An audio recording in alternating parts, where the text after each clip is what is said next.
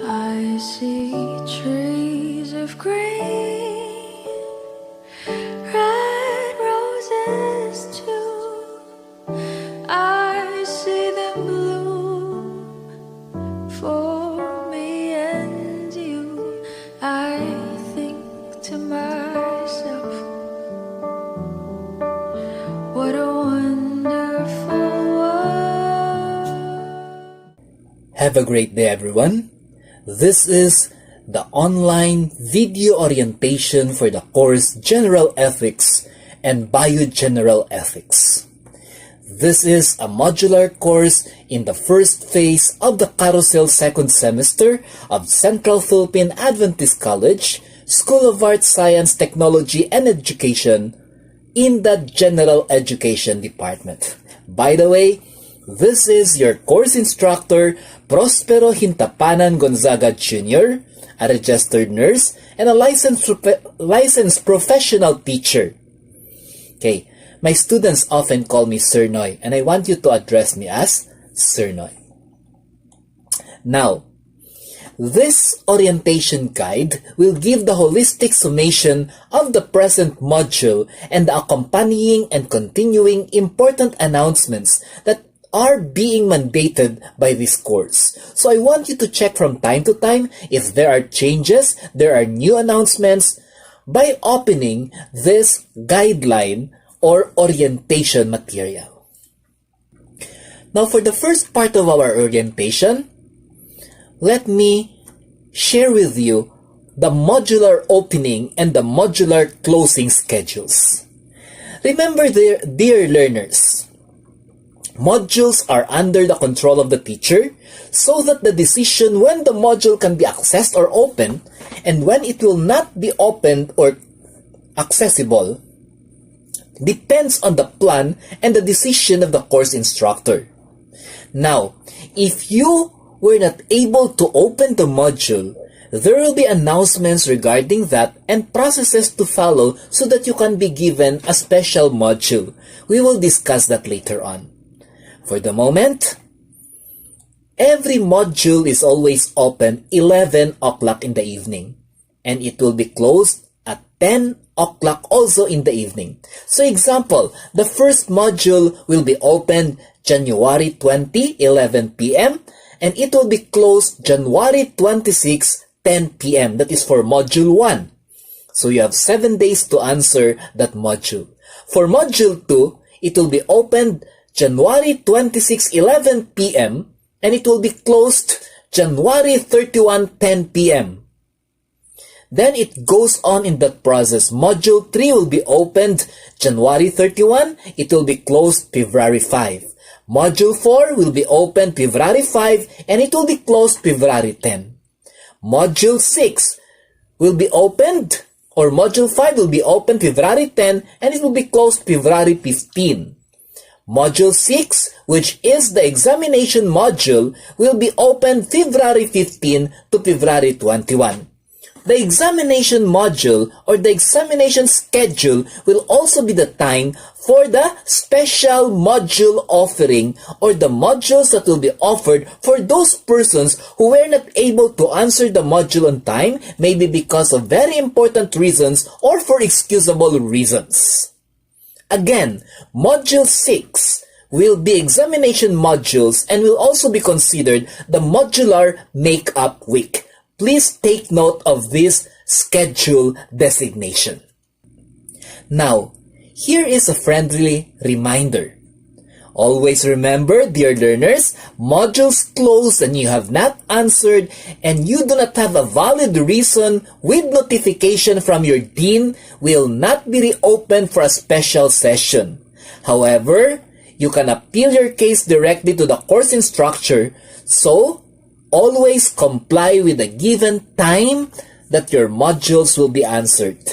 Okay, so you have 6 to 7 days depending on the schedule that was given to you. Again, if you cannot answer the module and you want to apply for a special module, you have 2 processes that can be followed. Either of one will be feasible. First, You inform your dean, and then the dean will try to analyze if your reason is excusable or not, and then if the dean thinks that it is excusable, the dean will message this course instructor and tell the course instructor that he or she allowed you to take a special module. That is the first way. The second way is you can write, text, or call directly the course instructor, appeal your case, give your reasons, and the course instructor will analyze the situation and will be deciding on whether to give you a special module or not. So please try to follow these processes accordingly. Now, how do you contact your course instructor if you have questions or inquiries?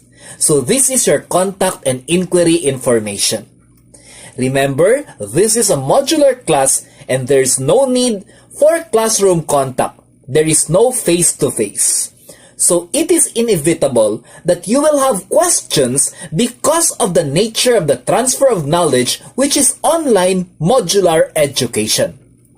Because of this, the teacher designed ways to be contacted for inquiries and information. So these are the only proper ways you can communicate or contact your teachers. You can contact your teacher using the landline, telephone, okay? And that is based in Bacolod City. The telephone number is area code 034. The number is 704-1674, and the time of contact should only be 8 a.m. to 4 p.m. daily. Now you can also contact the teacher using mobile phones or cellular phones. For Globe numbers, that is 0926-6625-205. For Sun number, that is 0923-980-1515. For Smart Mobile, that is 0951-570-3970. Any of these mobile phone numbers can be used to contact the teacher through calls or messaging. You can utilize the contact to the teacher from 8 a.m. to 8 p.m. daily. Now, the most convenient way to contact the teacher is through the use of the Facebook Messenger. You can search the name Nonoy Pros Hintapanan Gonzaga Jr., Nonoy spelled as N-H-O-N-O-Y, then Pros Hintapanan Gonzaga Jr. That is my FB Messenger holding name. So, you can access that name, and then when you will find my Messenger account, you can always contact with me from 8 a.m. to 8 p.m. daily. I will be in the internet during the time, but if in case I will not be there, you can still leave the message and I will be reading that when I will be online. Now, here are some reminders pertaining to this section. Transactions, questions, and inquiries should only be addressed during the allotted time. Beyond that, the teacher will have the option not to answer right away your calls or messages. For Messenger, of course, as what I have said earlier, you can leave your questions anytime and the teacher will just respond during the indicated times mentioned above. Important notice, and when I say important, I really mean business with this, so please try to consider. There will be no transactions related to the module starting 3 p.m. Friday until Sunday 3 p.m. Again, there will be no transactions relating to the module starting 3 p.m. Friday until Sunday 3 p.m. This will be the Sabbath and personal time of the teacher. Please abide by our rules of conduct to avoid miscommunication and loss of direction. Now, if you happen to miss or if you cannot catch up, always remember that aside from this video orientation, there is also a written orientation that is located in the module. So you can just click that written orientation and read for yourself because it is printed in a text manner.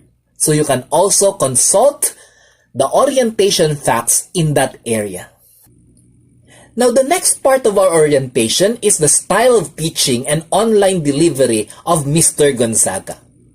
Remember, dear learners, every teacher differs in the way they do their modular delivery, and that means I have a different way of conceptualizing my own modules.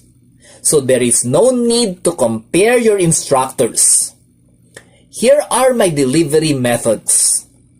The Gonzaga modular style will be using only pre-recorded, documented, and self-completion type of learning system. Meaning, there will be videos of the teacher teaching, videos of supplemental teaching, provisions of handouts, provision of PowerPoint presentation, provision of link for further learning. However, there will be no regular Zoom and classroom meeting here or Google Classroom meeting here. No regular Zoom or Google Classroom meeting unless the teacher will find it necessary, but most of the time the teacher does not find it necessary. Now, what do you need to do is just to open the module, do whatever is instructed in the module, and then comply with the things that needs to be done, okay, in 6 to 7 days or in the schedule allotted for that. Now, there are actually only 6 outputs that you need to do in every module. Okay, these are, number 1, the performance task. Number 2, the practical activity. Number 3, the post-module quiz. Number 4, 5, and 6 are the forums 1, 2, and 3. Now, for the performance task, practical activity, post-module quiz, there is a specific instruction how to pass this one. But for forums 1, 2, and 3, this will be directly answered in the iLearn module because the teacher will have a way to check these parts of the module. Now, take note. This should be done only within the period designated for the specific module. The module schedule is clearly stated above. Now, how do you pass the requirements? Specific instructions are given in every module. Please follow it wholeheartedly. Now, generally, for performance task, that is called PT, practical activity, that is called PA, post-module quiz, that is called PM, you need to comply this in 2 possible ways. Now, there are only 2 ways to submit your requirements in your PT, PA, and PM. If you are using a laptop, place your answer or paste it in a Microsoft Word document and send it to the messenger name Gonzaga Gthic. That is spelled Gonzaga space Gthic. Now, there are 2 possible accounts there. Consider the Gonzaga Gthic account, the one with the instructor's picture. Please follow instructions in the module accompanying each of the requirements. So that is the first way how to pass your requirement. There is actually an alternative or a second way which you can also use. If you are not using a laptop and you are using a cellular phone or a tablet, you can write your answers on a clean white bond paper with illegible handwriting. For the post-module quiz, just the answers only. And then individually take a picture of each, or you can screenshot if it is possible, and then send this as a picture to the messenger name Gonzaga Gthic, the one with the instructor's picture.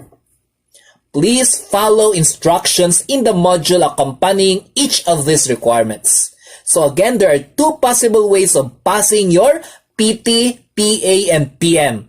It can be through a laptop by using the Microsoft Word and sending it to the Messenger account, or you can use a cell phone or a tablet by just taking pictures or screenshotting it and sending it to Gonzaga Gthic also. Now, I will be reminding you for the third time, you can only answer the module when it is open. When it will be closed, it cannot be reopened if you will not have an explanation coming from your dean or an approved appeal to the course instructor. So do it within the range of time and days given. Now, before I forget, Mr. Gonzaga is very much concerned with the speed of answering the module. Now, I will share with you a small secret. I am impressed with students who can pass their work in the earliest possible time. That's why with Mr. Gonzaga, the early birds will always have additional and higher scores. Now, I am just giving you a clue. I'm not trying to say you cannot maximize the 6 to 7 days. What I'm trying to say is, if you can pass early, there's a very big chance that you will have additional points and you will have higher scores. Now, let me go now to excusable situational reasons. If you have excusable reasons, ask your dean to inform the teacher using private messenger message or appeal to the teacher using any of the mode of contact stated above. If approved, it will be reopened to you at the end of the 6 modules or during the exam week. Again, special modules will only be given to you not during the first 5 modular weeks, but during the time when the examinations will be given. That will also be the time when the special modules, the requested modules due to excusable reasons, will be opened. Remember, our semester of 18 weeks or 5 months was divided into 3. So for the first 6 weeks, you will have different subjects. Then on the second week, you will have other different subjects. And the last 6 weeks, you have also other different subjects. So it is very important that you finish the module in 6 weeks without delay, because if you do so, it will just compile and it will affect your grades. Dear learners, this is our orientation for general ethics.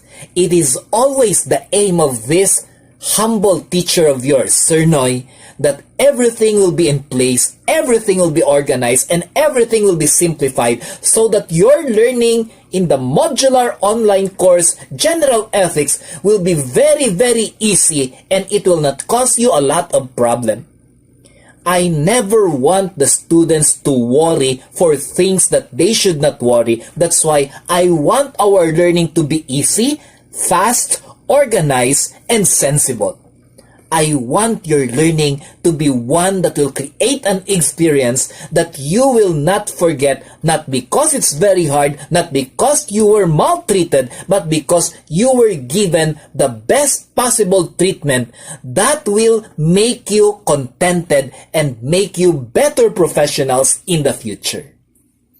I hope and pray that you will enjoy the Gonzaga style of online modular learning system.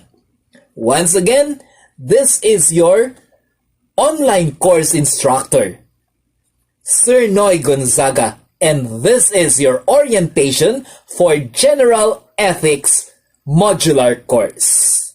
Have a great day, everyone, and God bless.